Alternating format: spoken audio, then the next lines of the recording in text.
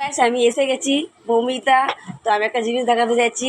আজকে জামা ষষ্ঠী, আমাদের তো ষষ্ঠী নেই, আমাদের যাওয়া বারণ আছে, আমরা যেতে পারি না বাপের বাড়িতে কোনো দিন ষষ্ঠীতে, পরে যাই খেতে। তো ভাবছি কী করবো, তো আমি টিফিন করছি।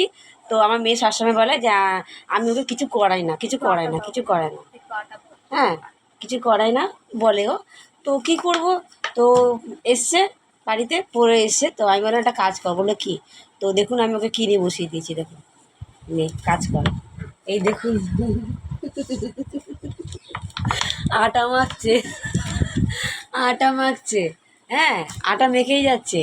আরে বার করো না। হ্যাঁ কখন যে রুটি হবে তার কোনো ঠিক নেই, 10টা হ্যাঁ, বাজে, 5 মিনিটের মধ্যে কখন সব যে করে খাবো। নিলাম। হ্যাঁ রুটি তো আমার তরকারি হয়ে গেছে, হ্যাঁ ছোলার তরকারি করেছি, আর ওর কখন যে আটা মাখা হবে, কখন যে রুটি পাবো, কখন যে আমি রুটিটা বানাবো, আরে কখন একটু যে আটাটা খাবে। দাও না। হ্যাঁ এখন থেকে আটা মেখেই যাচ্ছে, cat cat cat cat cat cat cat cat cat.